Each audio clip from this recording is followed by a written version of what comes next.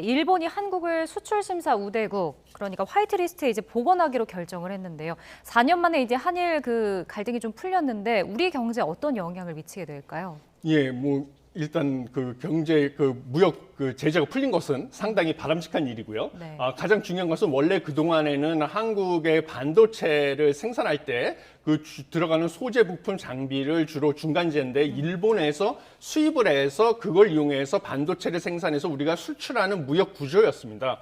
그런데 지난번에 강제징용 배상 판결에 반발을 해서 일본과 한국의 그 무역 분쟁이 촉발이 되면서 지난 4년간 한국이 화이트리스트에서 배제가 되고 그래가지고 수출 전략 물자 수출 제한이 걸리면서 중간재 특히 반도체 생산에 필요한 소재 부품 장비 수입이 어려움을 겪었습니다. 네. 그러다 보니까 반도체 분야 수입액의 일본 제품 수입 비중이요 2018년에 34.4%에서 2022년에 24.9%로 9.5%포인트나 감소를 했었습니다. 네. 반면에 좋은 점은 그 대신에 우리나라에서 일정 부분 자급화에 성공을 했었습니다.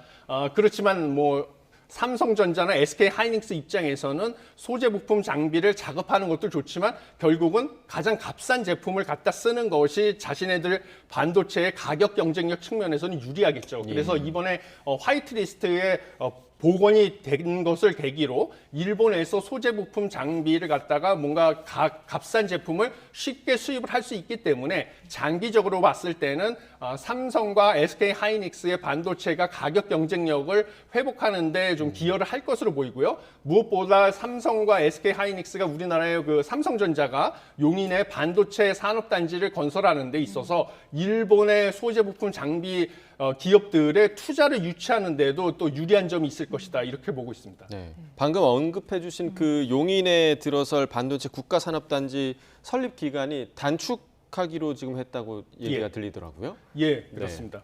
지금 뭐 반도체는 전 세계에서 뭐 미국, 중국 중심으로 공급망이 재편이 되고요. 유럽의 동맹 중심으로 또 공급망이 재편되고 있는 상황입니다.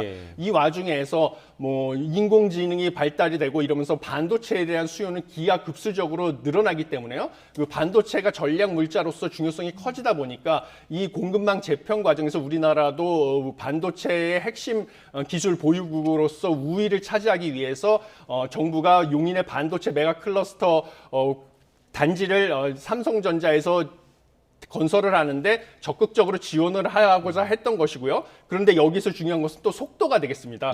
그래서 이번에 그 공사 기간을 원래는 2023년에서 2029년까지 7년이 걸릴 것으로 예상이 됐는데요. 이것을 2년 단축해서 5년으로 단축을 한 다음에 2030년부터 뭔가 첫 공장에서 일부 라인을 가동해서 생산을 하겠다. 그래서 조기에 생산을 시작을 해서 반도체 시장을 선점하겠다고 하는 의지의 표명으로 보입니다. 그래서 무엇보다 중요한 것은 전기, 그 다음에 물 이런 것을 공급을 하는 게 필요한데요. 그러기 위해서는 지자체하고 뭐 정부 그 다음에 뭐 공기업 이런 데에서의 그 협력이 필수적입니다. 그래서 이번에 삼성전자, 국토부, 경기도, 용인시, LH가 상생 협약을 체결했고요. 그래서 이 건설 기간 동안에 약 일평균 4만 명 이상의 건설 인력이 산업단지로 매일 출퇴근을 예상할 것이 예상되기 때문에 뭔가 도로망 확충, 그 다음에 뭐 전기랑 용수 확보에 있어서 뭔가 일사천리로 빠르게 속도전으로 진행될 것으로 보여서 장기적으로 봤을 때 우리나라 반도체 산업 경쟁력 확보에 있어서